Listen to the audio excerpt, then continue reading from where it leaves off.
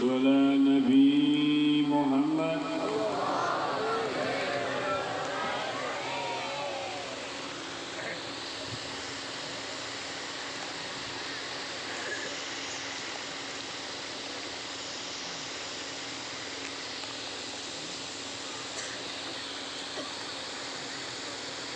Bismillahirrahmanirrahim. Bismillahi ma sya'allah la yasuqul khair illallah. Bismillahi ma sya'allah la yasrifus su'a illallah. Bismillahi ma sya'allah wa ma bikum min ni'matin faminallah.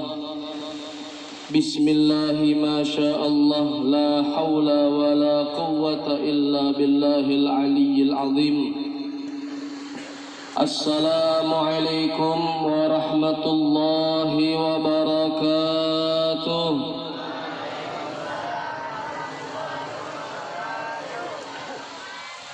Alhamdulillahi rabbil alamin.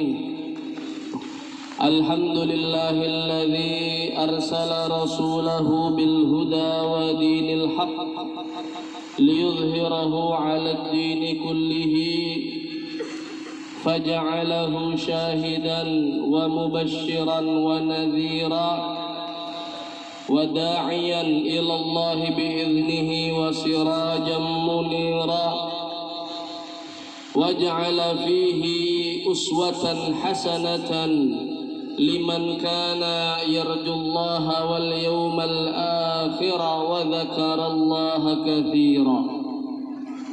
Allahumma salli wa sallim wa barik wa karrim wa majjid wa 'azzim ala sayyidina wa maulana Muhammadin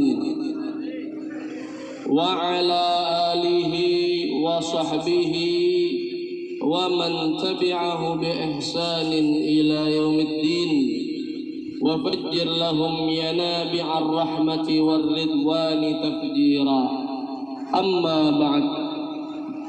Hadratul mukarramun wal muhtaramun, yang saya hormati, saya muliakan para habaib, para syaraif yang berada bersama-sama dengan kita pada pagi menjelang siang hari ini, atau yang dimanapun mereka berada.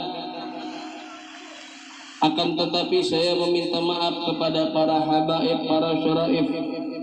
Saya tidak mampu menyebutkan nama beliau-beliau satu persatu, selain memang karena kebanyakannya saya belum hafal nama-nama beliau, dan sebagiannya pula saya takut untuk salah menyebut nama beliau. Akan tetapi insya Allah tidak mengurangi hormat, ta'zim, cinta kami kepada para habaib, anak cucu baginda Nabi besar Muhammad sallallahu alaihi wasallam. Kita doakan beliau-beliau, para habaib kita, panjang umurnya, sehatkan badannya, dipermudah segala urusannya, dan semoga senantiasa menjadi sumber keberkahan bagi kita semua, menjadi sumber pusat pandangannya Nabi Muhammad sallallahu alaihi wasallam kepada kita semua, dengan keberadaan mereka semua di sekeliling kita. Amin ya rabbal alamin. Yang saya hormati, saya muliakan para alim ulama, para tuan guru, para kiai, khususnya pimpinan Pondok Pesantren Al-Mazaya Pasir, Al-Ustadz Haji Nasruddin Atta LC MPD, yang semoga beliau, pimpinan pesantren, yang juga beserta seluruh jajaran tenaga pengajar, pengurus, dan bagian apapun di dalam pesantren ini yang ikut andil di dalamnya, semoga selalu mendapatkan kemudahan di dalam setiap langkah mengemban dakwahnya Nabi Muhammad sallallahu alaihi wasallam. Dan insya Allah kita doakan beliau panjang umur, dipermudah segala urusannya, khususnya di dalam membangun serta memakmurkan pesantren tercinta ini. serta kita doakan setiap orang yang ikut andil di dalam memakmurkan pesantren ini, semoga mendapatkan pandangan dari Nabi Muhammad sallallahu alaihi wasallam serta upayanya menjadi upaya yang menggembirakan hati baginda Nabi besar Muhammad sallallahu alaihi wasallam. Amin ya rabbal alamin. Yang saya hormati, saya muliakan seluruh tokoh agama, tokoh masyarakat, Bapak Kepala Desa, RT, RW, dan seluruh pejabat yang hadir pada siang hari ini. Begitu pula seluruh wali santri beserta para santri dan santriwati beserta seluruh warga di sekitar pondok pesantren ini. Semoga kita semua sama-sama mendapatkan rahmat dari Allah Subhanahu wa taala, dan hadirnya kita di tempat ini adalah kehadiran yang akan memancing keberkahan di dalam kehidupan kita, untuk diri kita sendiri, untuk orang-orang yang kita cintai di sekeliling kita daripada keluarga kita, kerabat, tetangga, dan lain sebagainya. Amin ya rabbal alamin. Hadirin hadirat yang dirahmati oleh Allah Subhanahu wa taala, barusan kita telah mendengarkan penjelasan serta sambutan dari Ustadz Nasruddin tentang bagaimana beliau menggambarkan perjuangan bersama di dalam membangun serta memakmurkan pesantren Al-Mazaya ini. Maka yang beliau lakukan beserta seluruh pejuang-pejuang yang ikut di dalam barisan beliau ini tidak lain adalah terusan daripada dakwahnya Nabi Muhammad sallallahu alaihi wasallam, di mana Rasulullah sallallahu alaihi wasallam di dalam sebuah sabdanya beliau menyatakan salah satu tujuan beliau diutus, yaitu beliau berkata, innama bu'ithtu mu'alliman, sesungguhnya aku ini diutus sebagai seorang pengajar. Oleh karenanya setiap orang yang mengambil alih atau mengambil andil, mengambil bagian di dalam berdakwah, di dalam mengajarkan syariat yang telah disampaikan oleh Nabi Muhammad sallallahu alaihi wasallam, di dalam menempuh sebuah misi untuk mencerdaskan umatnya Nabi Muhammad sallallahu alaihi wasallam, mereka layak disebut sebagai pewaris Nabi Muhammad sallallahu alaihi wasallam. Karena Nabi Muhammad sallallahu alaihi wasallam tidaklah mewariskan harta. Suatu ketika seorang sahabat berteriak di pasar Madinah sepeninggalnya Nabi Muhammad sallallahu alaihi wasallam. Dia berteriak, wahai umat Islam, ada apa kalian sibuk di tengah-tengah pasar pada siang hari seperti ini? Tidakkah kalian pergi ke masjid? Di masjid sekarang sedang dibagikan warisan Nabi Muhammad sallallahu alaihi wasallam. Maka orang-orang yang tadinya sibuk di pasar, mereka semua bergegas lari ke masjid supaya bisa mendapatkan bagian daripada warisan Nabi Muhammad sallallahu alaihi wasallam. Sesampainya di masjid, mereka tidak mendapati apapun kecuali di masjid itu cuma ada halakoh-halakoh, perkumpulan-perkumpulan yang di sini ada mengaji fikih, yang di sini ada mengaji tafsir, yang di sini ada yang mengaji hadis-hadis Nabi. Lalu sahabat ini kembali datang kepada yang berteriak tadi. Dalam satu riwayat yang berteriak adalah Sayyidina Abu Hurairah radhiyallahu taala anhu. Wahai Abu Hurairah, ada apa gerangan? Kau bilang di masjid tadi itu ada pembagian warisan Nabi. Kami ke masjid tidak ketemu apa-apa. Loh, masa tidak ketemu apa-apa? Iya, yang ada cuma orang belajar. Ada yang belajar Al-Quran, ada yang belajar fikih dan lain sebagainya, hukum halal dan haram.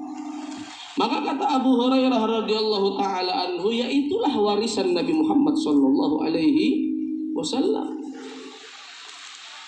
Tidakkah kalian pernah mendengar Nabi Muhammad sallallahu alaihi wasallam bersabda, Innal anbiya lam yuwarrithu dinaran wala dirhaman, innama warrathul ilma. Sesungguhnya para nabi tidaklah mewarisi uang dinar maupun dirham.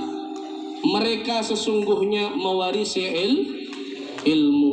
Maka beruntung santri-santri yang berada di pesantren-pesantren seperti ini. Kalian adalah orang yang menyempatkan atau menggunakan sebagian umur di dalam kehidupan kalian untuk meraih sebanyak-banyaknya warisan dari Nabi Muhammad SAW. Maka warisan siapa yang lebih berharga daripada warisannya Nabi Muhammad SAW? Sudahnya itu di dalam perjalanan untuk mendapatkan warisan Nabi Muhammad SAW, ada sebuah jaminan yang diberikan oleh Nabi Muhammad SAW, di mana beliau bersabda, "Man salaka tariqan yaltamisu fihi ilman, sahhalallahu lahu tariqan ilal jannah." Barang siapa yang menempuh perjalanan, menempuh sebuah jalan untuk mendapatkan ilmu, maka Allah akan permudah jalannya dia menuju ke surga. Oleh karenanya kebanyakan ulama ketika mereka sudah selesai belajar dari pesantren, mereka sudah lulus dari sebuah yayasan atau sekolah, mereka tetap akan menyebut dirinya sebagai talibul ilm. Aku tetaplah sebagai penuntut ilmu, walaupun sudah selesai masa pondokku, walaupun sudah selesai pesantrenku, tapi sampai mati pun aku tidak akan pernah mencabut statusku sebagai penuntut ilmu. Kenapa? Tidak mau kelepasan daripada hadis Nabi Muhammad SAW tadi. Kalau kita melepas status sebagai penuntut ilmu, lepas jaminannya Nabi Muhammad SAW bahwa akan dipermudah jalannya ke surga. Dan ini nyata, serta terwujudkan, terlihat di dalam beberapa kisah fakta, yang diantaranya terjadi kepada salah seorang ulama besar yang bernama Syekh Abdurrahman Al-Haffar. Syekh Abdurrahman Al-Haffar, beliau adalah seorang ulama yang sebetulnya sudah mencapai umur 30 atau 40 tahun. Di saat itu beliau belum memulai belajar sama sekali.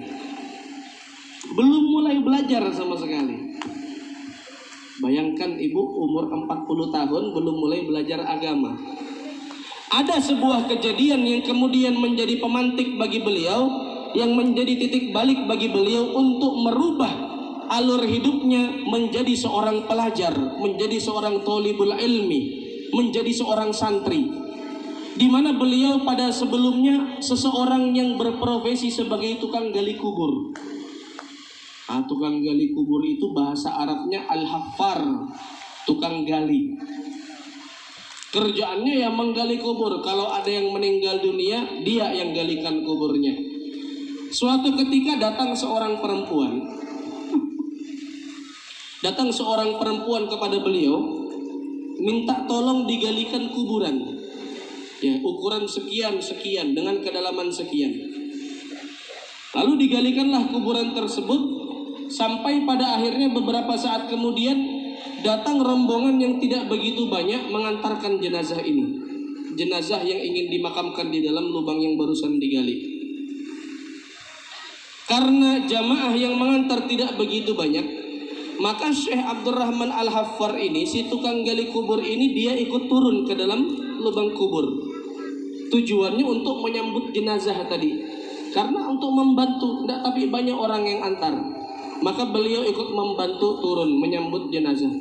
Begitu dia sambut jenazah, dia letakkan jenazah di dalam liang lahatnya. Tiba-tiba di dalam pandangan matanya Syekh Abdurrahman Al-Haffar ini, kuburan yang barusan dia gali menjadi luas, menjadi besar sejauh mata memandang.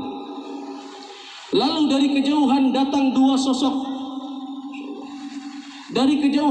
dua sosok yang berpakaian putih dengan wajah yang cerah, yang kemudian Hal tersebut menjadikan Syekh Abdurrahman Al-Haffar ini terkejut dan beliau pingsan karena kejadian tadi. Dikarenakan Syekh Abdurrahman Al-Haffar pingsan, diangkat sama orang-orang, dinaikkan ke atas. Sampai jamaah ini sudah bubar semua, Syekh Abdurrahman Al-Haffar baru sadar, baru terbangun. Pemakaman sudah selesai. Cuma dia terbingung-bingung, apa kejadian yang terjadi itu? Pandangan apa yang aku lihat itu tadi?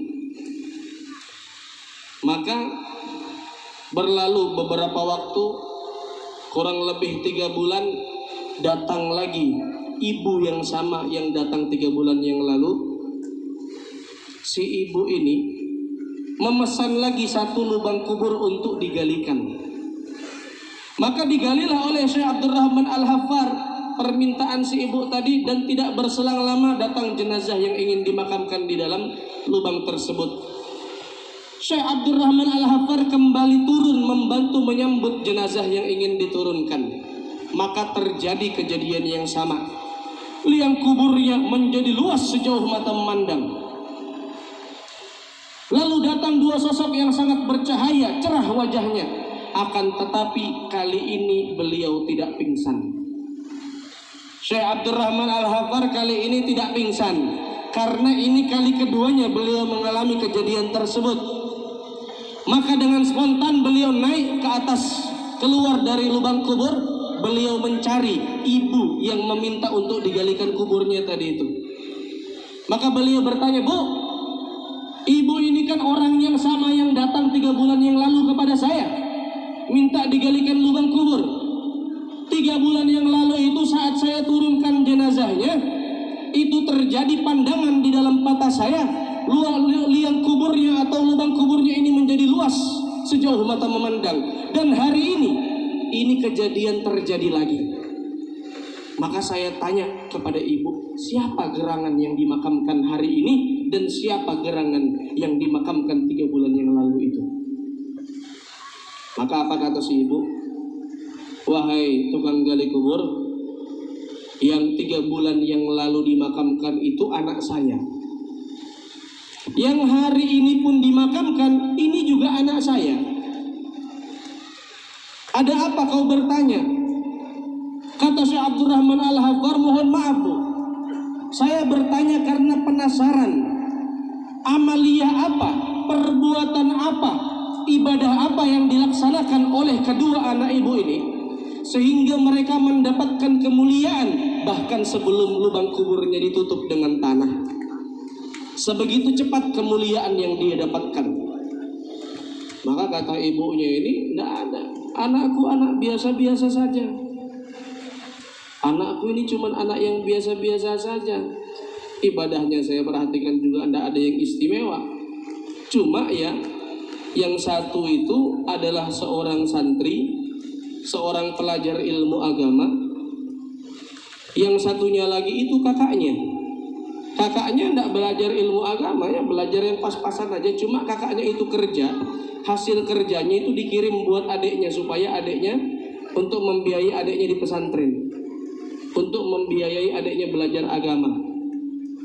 Nah, kata Syekh Abdurrahman Al-Haffar, ini sudah berarti.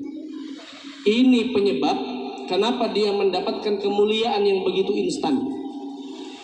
Ternyata kemuliaan yang didapatkan oleh orang yang berkegiatan atau berorientasi di seputar ilmunya Nabi Muhammad SAW, baik dia yang belajar ilmu tersebut atau dia yang mendukung kegiatan pembelajaran ilmu tersebut, maka dua-duanya mendapatkan kemuliaan yang sama.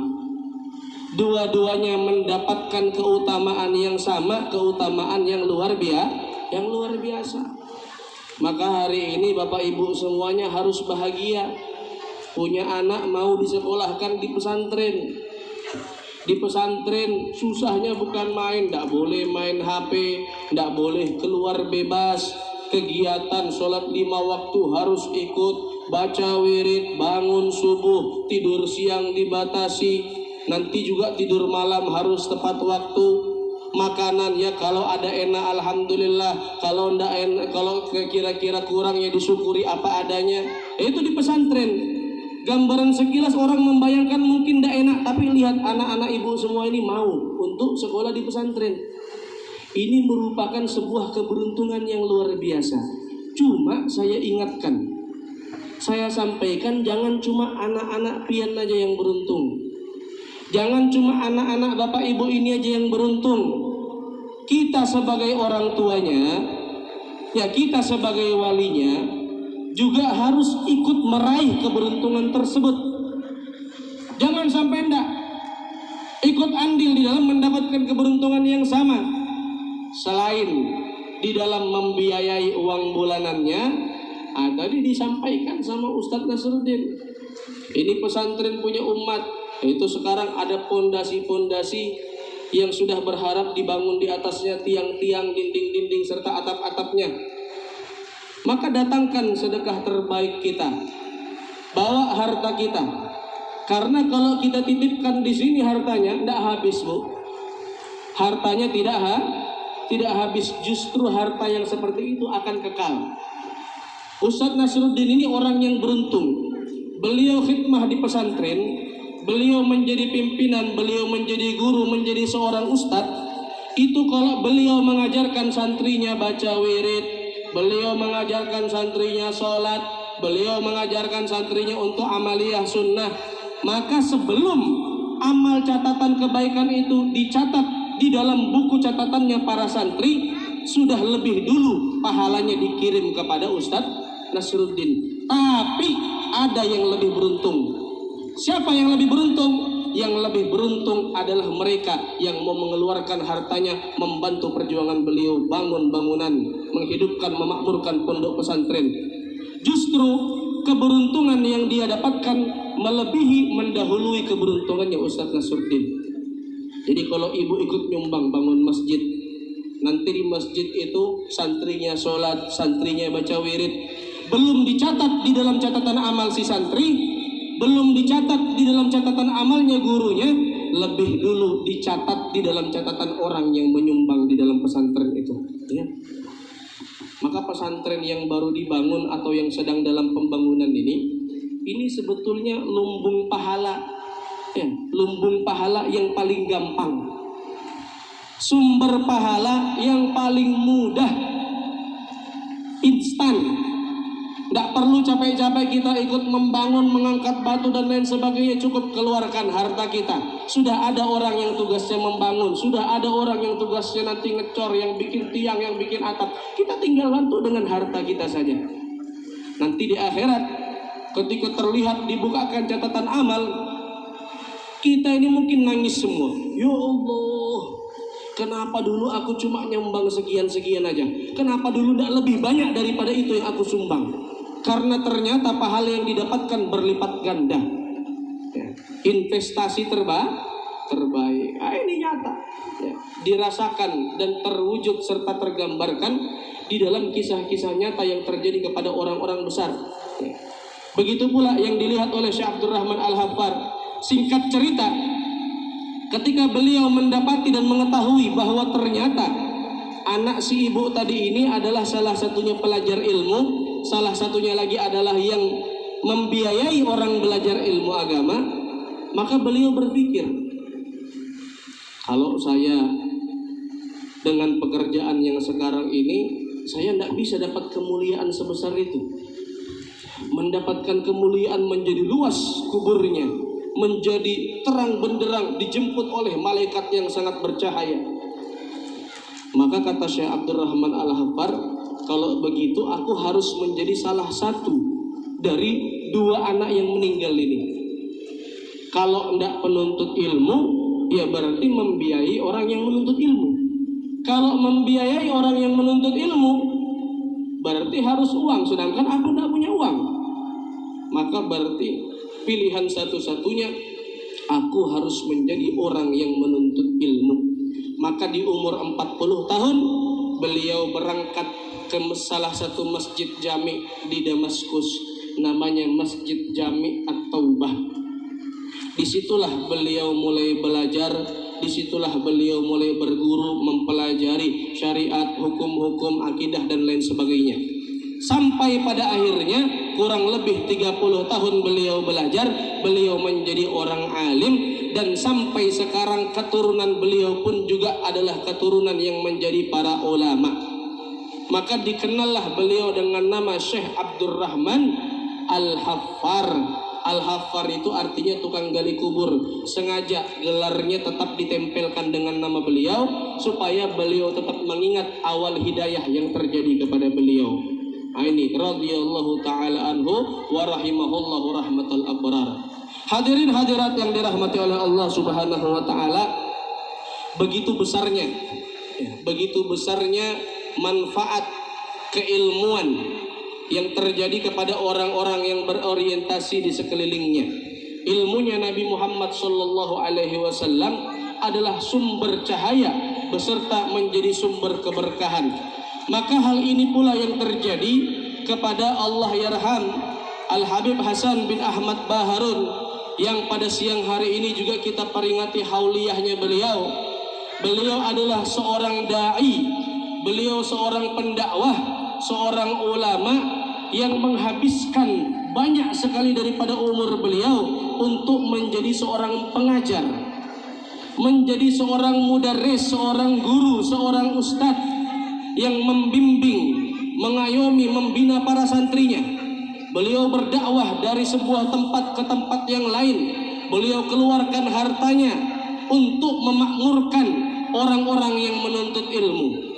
Maka sampai pada akhirnya beliau mendapatkan amanah dari Abu Yazid Muhammad bin Alawi Al-Maliki Al-Hasani untuk membangun sebuah pesantren di sebuah tempat atau desa yang bernama Desa Raci di kota Bangil, Pasuruan. Yang kemudian sekarang ini yang melanjutkan adalah anak-anak beliau yang memimpin di pesantren tersebut, yang sekarang jumlah santrinya sudah 19.000. Ini santri yang aktif. Kalau dihitung sama yang alumni, luar biasa banyaknya. Ini tidak terjadi sebuah keajaiban atau sebuah kemuliaan yang seperti itu, kecuali dikarenakan beliau adalah orang yang memperjuangkan ilmunya Nabi Muhammad sallallahu alaihi wasallam. Kalau kita bertanya sebetulnya untuk apa sih ilmunya Nabi Muhammad SAW ini? Apa tujuan utamanya kita? Apa puncak akhirnya kita untuk mempelajari apa yang disampaikan oleh Nabi Muhammad SAW? Maka kalau kita baca maulid itu diterangkan, dijelaskan oleh Al-Habib Ali bin Muhammad bin Husain Al-Habsyi. Di dalam kitab maulid, ketika beliau bersalawat kepada Nabi Muhammad SAW, ada satu doa yang beliau sisipkan di dalam salawat yang beliau baca. Salatan yattasilu biha ruhul musalli alaihi bih. Salawat yang harapannya dengan salawat tersebut menyambungkan roh orang yang bersalawat tadi kepada Nabi Muhammad sallallahu alaihi wasallam.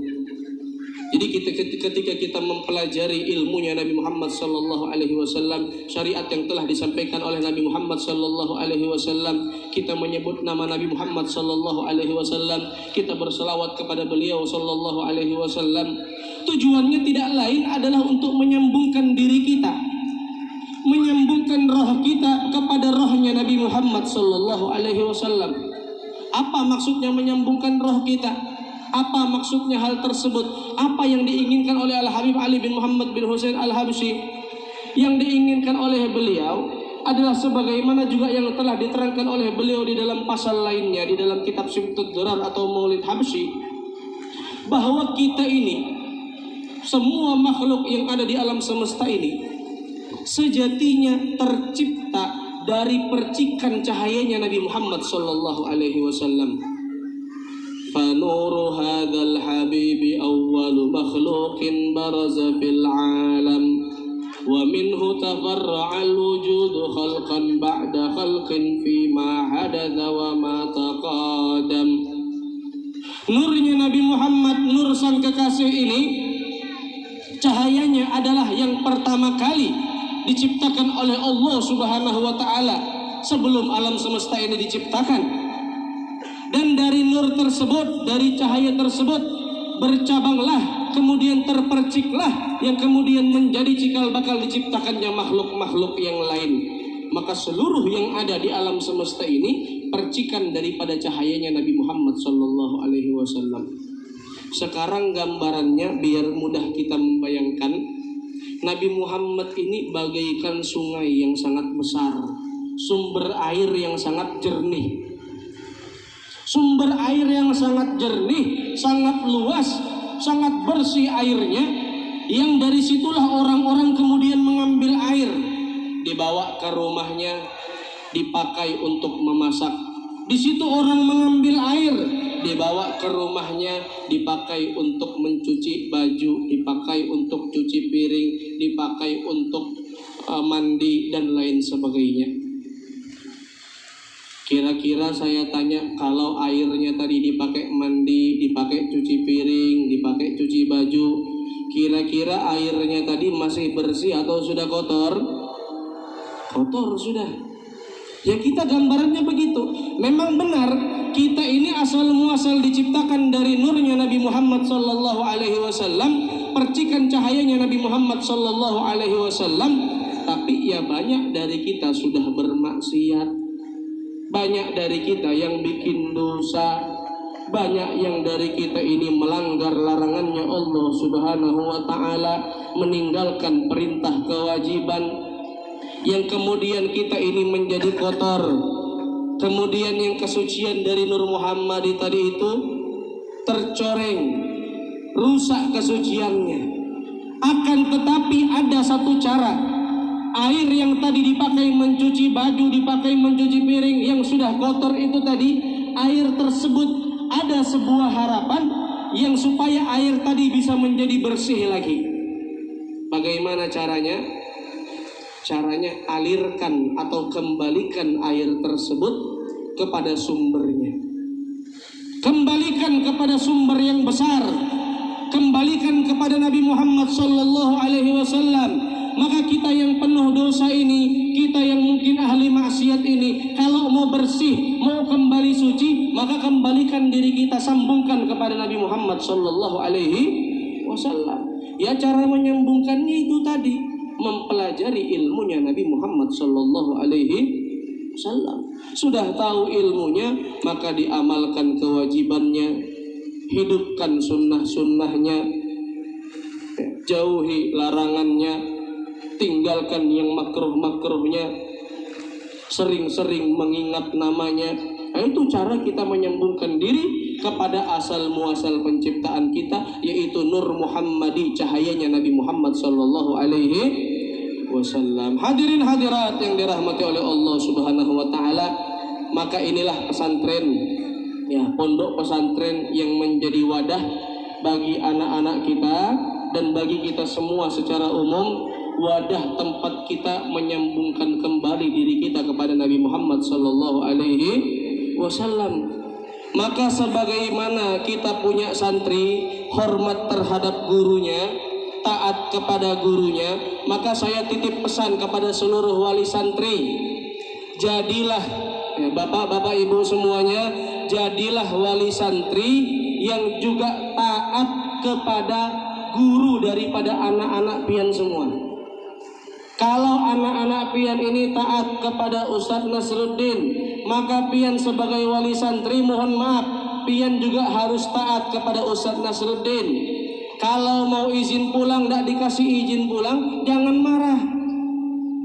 Ya Bu, jangan marah, jangan protes. Karena yang namanya orang tua, kalau sudah rela menyampaikan atau mengantarkan anaknya ke pesantren, maka dia juga harus rela dengan segala aturan yang ada di dalam pesantren tersebut. Jangan sampai kita kalah dengan Harun ar-Rasyid. Harun ar-Rasyid ini seorang pemimpin. Harun ar-Rasyid ini seorang khalifah di zamannya, di mana suatu ketika beliau mengantarkan anaknya untuk belajar kepada salah seorang syekh, yang dalam satu riwayat disebutkan bahwa syekh tersebut adalah Syekh Al-Asmu'i. Wahai syekh, ini anakku, tolong ajarkan ilmu, tolong jadikan dia pembantumu, tolong jadikan dia orang yang berkhidmah kepadamu, wahai syekh. Maka si syekhnya ini Sebetulnya takut-takut juga, karena ini anaknya khalifah.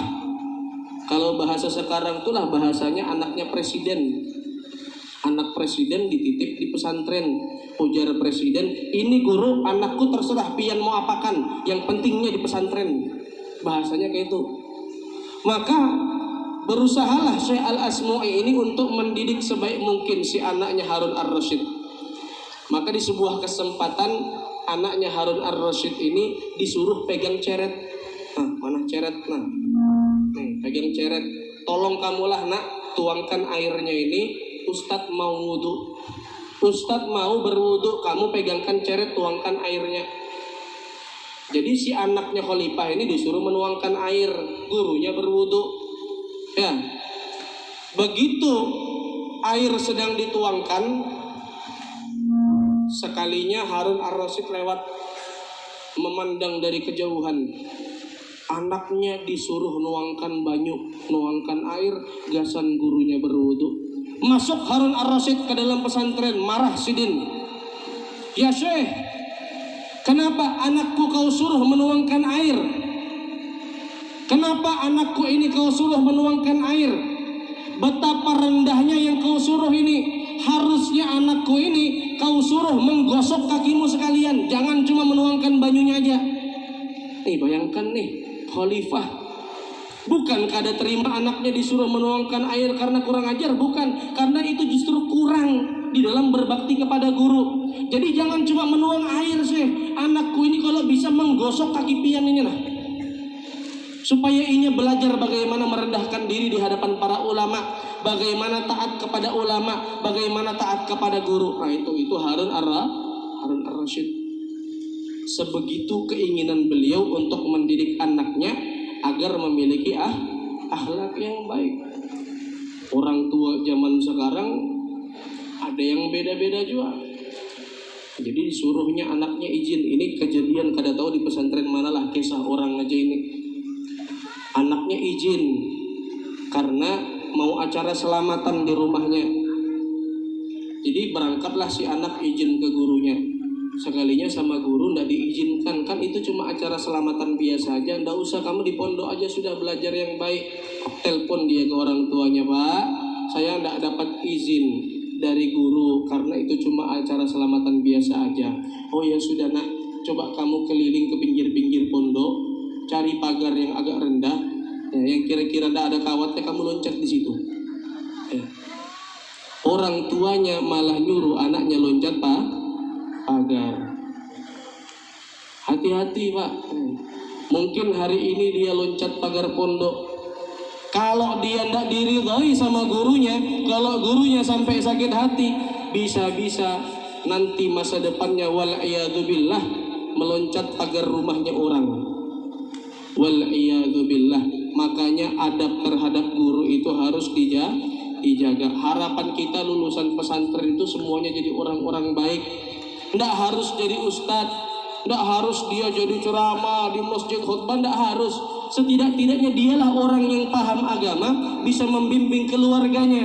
Kalau orang tuanya kurang paham, dia bisa mengajarkan. Kalau nanti dia punya pasangan kurang paham, dia bisa membimbing. Kalau nanti dia punya anak, dia bisa mendidik. Itu harapannya ketika dia memahami ilmunya baginda Nabi besar Muhammad Sallallahu Alaihi Wasallam. Oleh karenanya hadirin hadirat yang dirahmati oleh Allah Subhanahu wa taala, merupakan sebuah keberuntungan yang sangat besar, ya, merupakan sebuah kemuliaan yang sangat besar kita berada di tempat ini, kita berada di dalam perjuangan yang sama, yaitu dengan memperjuangkan memakmurkan pesantren Al-Mazaya ini. Insya Allah kalau dilihat dari gambarannya pesantren ini mungkin berjalan dengan pelan pembangunannya, maka itu mungkin alamatul qabul. Ya, kalau kata guru-guru kita ini Ustaz ya, kalau pesantren itu kena fitnah, kalau pesantren itu mungkin disusahi orang, atau ada sebagian orang yang tidak suka, atau pembangunannya lambat dan lain sebagainya, biasanya alamatul qabul, pertanda pesantren itu akan menjadi pesantren yang besar. Pertanda pesantren itu akan melahirkan ulama-ulama, melahirkan orang-orang baik, melahirkan seorang pejuang-pejuang yang akan memperjuangkan agamanya, baginda Nabi besar Muhammad sallallahu alaihi wasallam, memperjuangkan syariatnya baginda Nabi besar Muhammad sallallahu alaihi wasallam. Dan insya Allah pesantren ini, pesantren Al-Mazaya ini insya Allah termasuk salah satu daripada pesantren yang semacam itu. Amin ya rabbal alamin. Bapak Ibu yang dirahmati oleh Allah Subhanahu wa taala, terakhir sebelum saya menutup, sebetulnya saya sedikit ragu juga ya. Ragu, takut malu juga. Tadi kata Ustadz Nasruddin ada yang mau dilelang tadi ya. Dilelang apa? Buku Yasin. Nah, ini saya mau coba, mohon maaf, semoga ada yang mau. Saya mau mencoba melelang. Saya ini bukan siapa-siapa, orang biasa aja. Tapi alhamdulillah saya punya selendang. Ini belinya di Hadramaut. Ya, insya Allah penuh berkah. Ini dari tadi saya mengajak bantu pesantren, saya mau mencoba memulai duluan hari ini. Ya, untuk hari ini, kalau kemarin-kemarin mungkin sudah banyak yang mulai. Hari ini bismillah. Ini selendang saya beli di Hadramaut. Ya, harganya murah. Kalau dirupiahkan cuma 200.000 saja. Hari ini saya lelang uang hasil membeli selendang ini untuk pesantren. Terserah Ustadz Nasruddin mau dibangun apa. Saya buka harga 200.000, kalau ada yang mau menawar silahkan ambil. Kalau ada yang lebih tinggi boleh ambil. Siapa yang mau 200.000? Ibu itu baju hijau ada yang mau 200.000. Ada yang lain menawar lebih tinggi? Yang menawar lebih tinggi barangkali mau nawar 500.000 ada? Ibu baju putih berapa Bu? 500.000. 500.000 ada yang mau lebih tinggi? 600. 600.000. Mana Sultan Grogot nih? Keluar Sultan Grogot. Mana? 600.000. Malu ulun bulik 600.000 aja terjual ini. Mana lagi 600.000? 600.000 satu. 600.000 dua. Di belakang 700.000. 700.000. Oke. 700.000. Ayo 700.000. 800. Nah, 1 juta di panggung ada 1 juta. 1 juta. 1 juta di atas 1 juta lagi. 1.200.000 Bu. 1.200.000. Ampun maaf lah. 1.200.000 lumayan ulun kada malu lagi sudah nih. Kalau laku. 1.200.000. 1.201. 1.202. Kada ada lagi yang menawar. 1,5 juta. Selendang. Ini alhamdulillah selendangnya sudah keliling ulun pakai ceramah di mana-mana. Sudah pernah ke Kutai Timur, sudah pernah kemana. Bukan karena ulunnya, tapi insya Allah berkah dakwahnya itu. Bukan karena ulun. Berapa Bu? 2 juta. 2 juta. 2 juta alhamdulillah. 2 juta. Lumayan lah guru nukar semen berapa sak itu 2 juta. Alhamdulillah 2 juta. Siapa lagi? 2 juta. 2 juta 1. 2 juta 2. 2 juta 100. 2 juta 100. Ini duitnya kada ulun ambil, semuanya masuk ke pesantren jadi bangunan. Tapi selendang ini jadi milik pian. 2 juta 100. 1. 2 juta 100. 2. 2 juta 100. 3. Al-Fatihah. A'udzubillahi minasyaitonirrajim. Bismillahirrahmanirrahim. Bu, maju Bu. Ini selendangnya bisa pian pakai berselimut, bisa pian bari anak pian ya. Ulun doakan kalau pian bari anak pian yang belajar insya Allah jadi orang alim, jadi ulama. Semuanya di sini juga jadi orang alim, jadi ulama. Nanti Bu duitnya langsung kasih aja ke Ustadz Nasruddin ya. Bismillah, semoga ini menjadi awal semangat bagi kita semua untuk membantu pesantren yang ini. Pesantren insya Allah akan tumbuh berkembang dengan luar biasa ini. Silakan Bu. Oh salah dulu. Nah ini. Ya, masuk naik sini Bu. Kenapa kita berfoto? Ulun izin lah berfoto lah. Ya. Naik Bu. Insya Allah penuh berkah.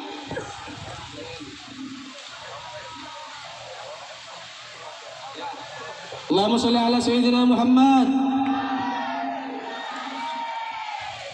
Alhamdulillah.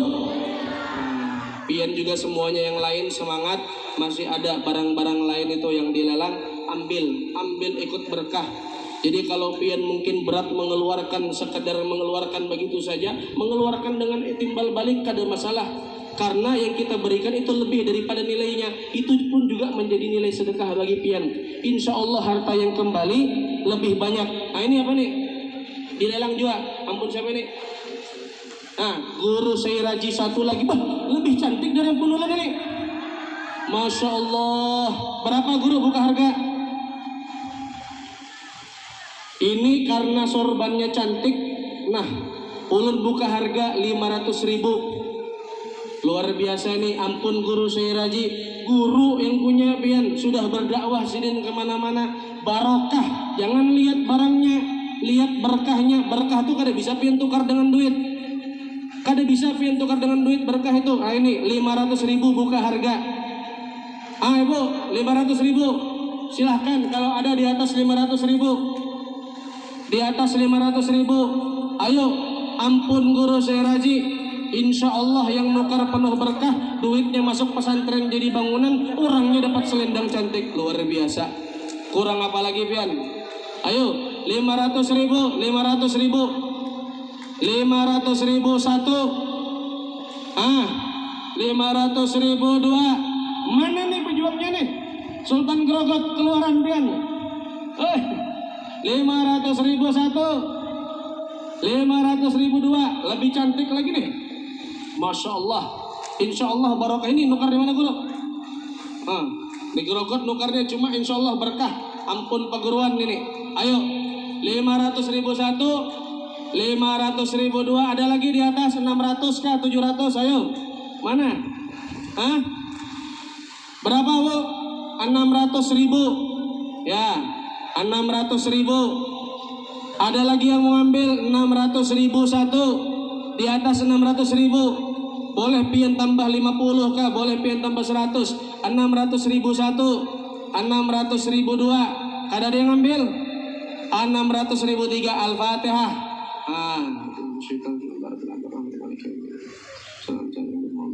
Ayo bu, maju bu, ambil bu. 600.000. Jangan lupa duitnya langsung serahkan kepada Ustadz Nasruddin. Insya Allah menjadi amal jariah pian. Jadi lelang tuh bukan cuma kita menukar barangnya aja, tapi insya Allah juga jadi amal jariahnya. Ya, jadi amal jariah, percaya pian. Nanti pian di akhirat tak kajut-kajut pian. Kenapa aku ini ada pahala wirid, pahala berzikir banyak. Mana bu 600.000 tadi, maju aja langsung. Kenapa aku ini kada pernah berzikir tapi pahala zikirku banyak? Sekalinya pernah menyumbang di pesantren, bangunannya dipakai berzikir, masuk pahala berzikir tadi ke dalam catatan amal pian. Luar biasa. Itu paling enak berinvestasi di pesantren itu. Membantu perjuangannya Nabi Muhammad SAW melalui para pewarisnya Nabi Muhammad SAW, yaitu para ulama. Allahumma sholli ala sayyidina Muhammad.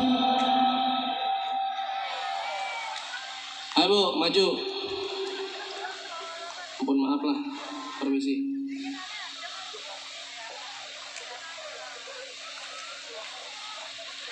Wah, cash sidin nih langsung cash. Ya maju bu, silakan bu, naik, tidak apa-apa. Ya, ini diterima bu ya dari Ustadz Syairazi.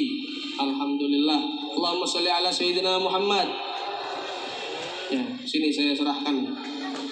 Ya, saya serahkan langsung. Berapa nih 600.000 berarti ya? Ya. Makasih banyak bu ya.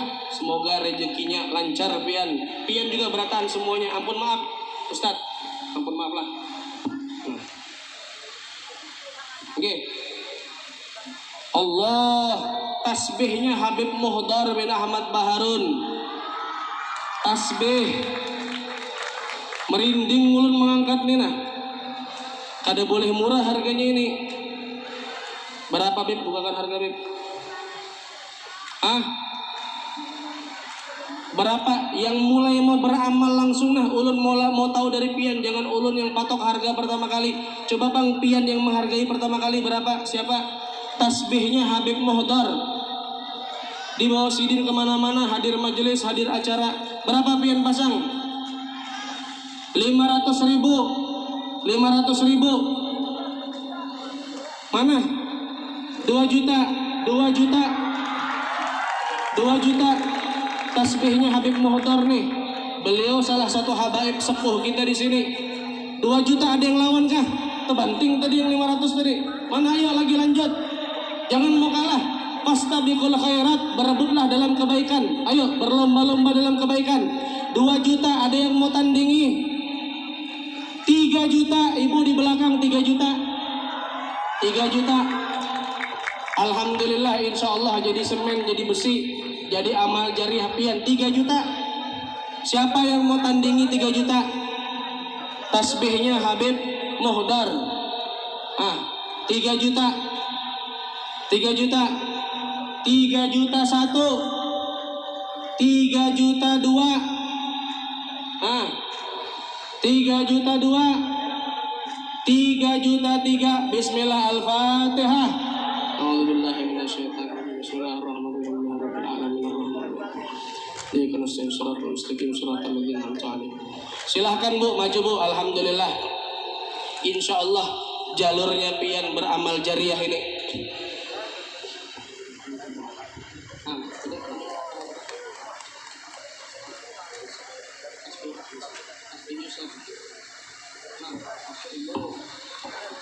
Ini tasbihnya Habib Muhdar Baharun 3 juta rupiah. Mana panitia? Panitia bolehlah mencatat. Guru ampun maaf lah, ulun melelang lah, ampun maaf ulun. Ya. Panitia nanti yang sudah tadi itu, yang sudah ada masalah, yang belum langsung dicatat aja, nanti disampaikan kepada beliau lewat mana jalur menyampaikan hadiahnya. Ini Ibu, tasbihnya Habib Muhdar.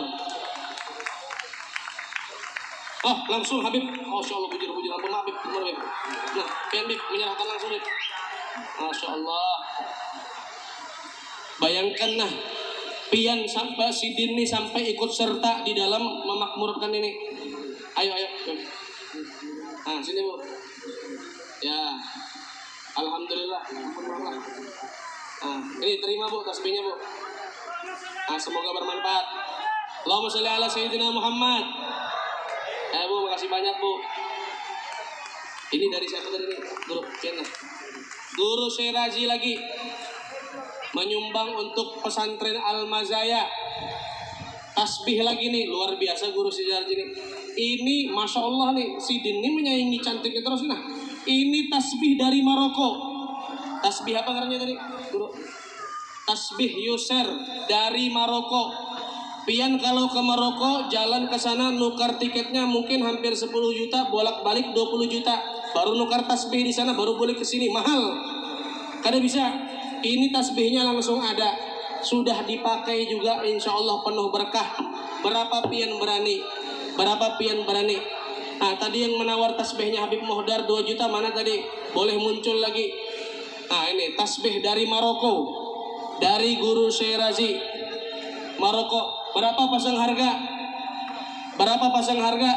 Ulun doakan anak pian nanti yang mengambil ini, anaknya insya Allah bisa berangkat melanjutkan pembelajaran di Maroko. Amin. Ayo, siapa yang mau mengambil tasbih Yuser dari Maroko ini? Pasang harga berapa? Langsung mengajukan diri. Hei, mana? Munculan pian. 500.000. 500.000. Wah, Sidin ini luar biasa, haus berkah Sidin ini. Tadi sudah selendang, maju lagi tasbih. Dibuka 500.000. Siapa yang berani membanting harga 500.000? Ayo. Tasbih dari Maroko. Itu kenapa kan ngangkat 3 juta itu? Ini orang tuanya yang bayar. Ayo 500.000 tasbih Yuser dari Maroko. Ulun doakan anak pian bisa berangkat belajar di Maroko. Banyak ulama orang alim di sana, guru-guru kita. Termasuk lulusan dari Maroko Ustadz Abdus Somad. Masya Allah. UAS. Ya. Ayo tasbih Yuser dari Maroko. 500.000. Mana? 600.000. 6 juta kan 600? 600.000. Ayo 600.000. Ulun gin hendak juga nih ke 7 juta tasbihnya, luar biasa cantiknya. 600.000. 600.000. Siapa lagi? 700 Bu, 700 ribu. 700 ribu. Alhamdulillah 700 ribu. Ayo siapa? Tidak adakah yang mau loncat 1 juta? Yang mau loncat 1 juta siapa? Ini kada boleh dicicil lah. Lain tempat cicilan kita nih. Ya, ayo yang mau loncat 1 juta. Adakah? Tasbih Yosir dari Maroko. Nah, ke Maroko aja belum pernah pian, tapi bisa pegang tasbihnya sudah. Insya Allah pian pun sampai juga di sana berziarah berkat kerinduan tadi. Setiap kali bertasbih terbayangkan Maroko, Maroko, Maroko. Nah, jangan Maroko, Maroko kayak ini janganlah. Habis duit. Ya. Ayo, 700 berapa tadi? 700 kah? 700 ribu 700 1 juta 1 juta. Ayo 1 juta 1 juta. Mana lagi? Kenapa itu? Nah, berdiri itu mengangkat tangan kenapa? Ayo 1 juta. Insya Allah zikir makin khusyuk pian. 1 juta 1 juta 100 1 juta 100. Luar biasa Sidin ini, haus berkah Sidin, Masya Allah. 1 juta 100. Jangan mau kalah 1 juta. Mana? 1 juta 100 sekarang. 1 juta 100 1. 1 juta 100 2. 1 juta 100 2. 2 juta enggak ada 2 juta. 1 juta 100 3. Bismillah, Al-Fatihah. A'udzubillahi minasyaitonirrajim. Bismillahirrahmanirrahim. Iyyaka na'budu wa iyyaka nasta'in. Bayangkan Sidin-Sidin ini mengorbankan, menyedekahkan barang-barang mulia Sidin, tujuannya membantu pesantren. Apalah arti kita, jangan sampai kita kada mau umpat menyumbang juga. Ya Bu ya, siap semuanya bantu pesantren? Siap semuanya bantu pesantren? Siap? Alhamdulillah. Permisi guru, langsung aja pian silahkan.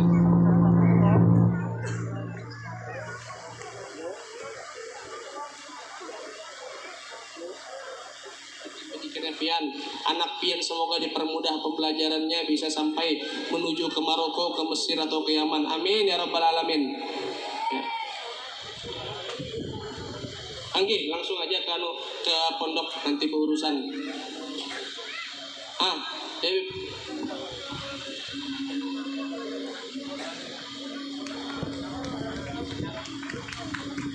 Masya Allah.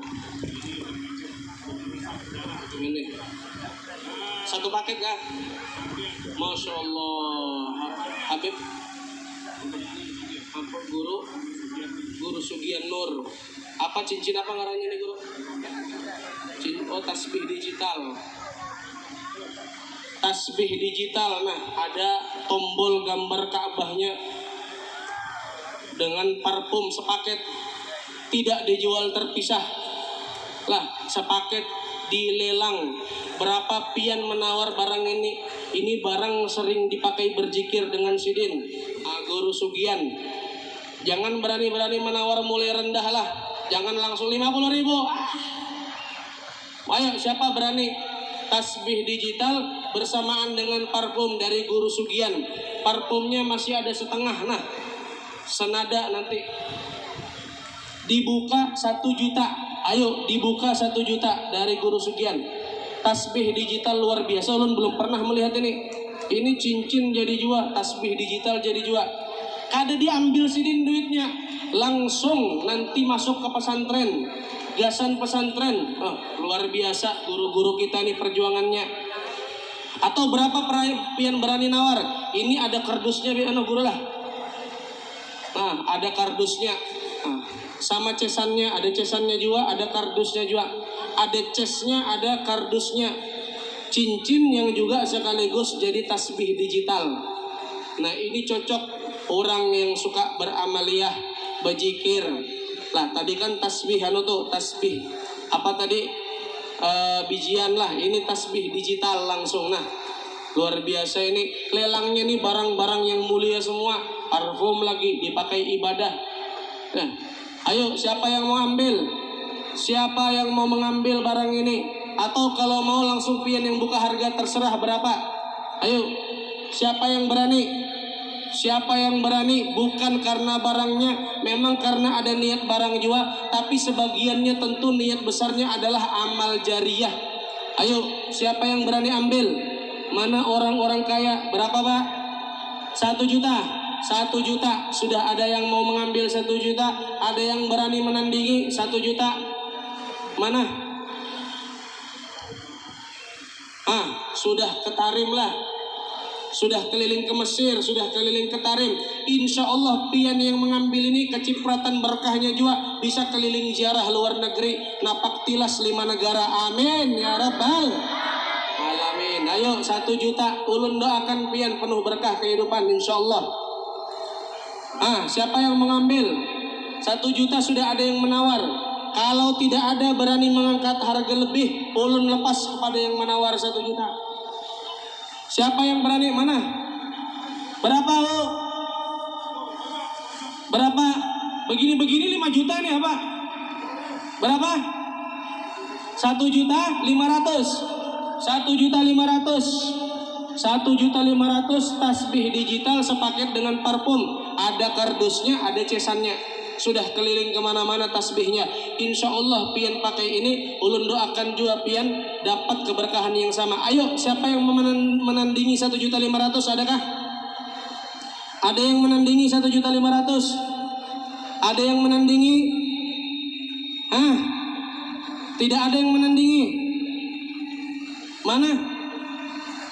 1 juta 500 1. 1 juta 500 2. 1 juta 503. Al-Fatihah. Maju Bu, silakan.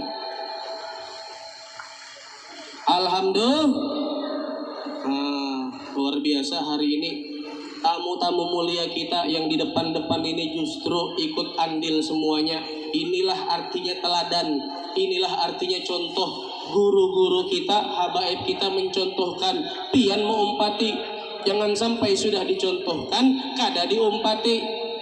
Lah, jangan sampai sudah dicontohkan kada diumpati. Sudah dicontohkan pian umpat pian memakmurkan dengan cara apapun itu. Ya, lelang ini salah satu jenis caranya saja untuk membantu pesantren ini. Di luar lelang ini berbagai macam cara. Langsung guru pian menyerahkan.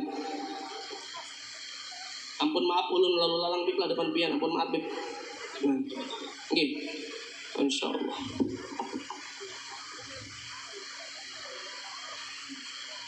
Nggih.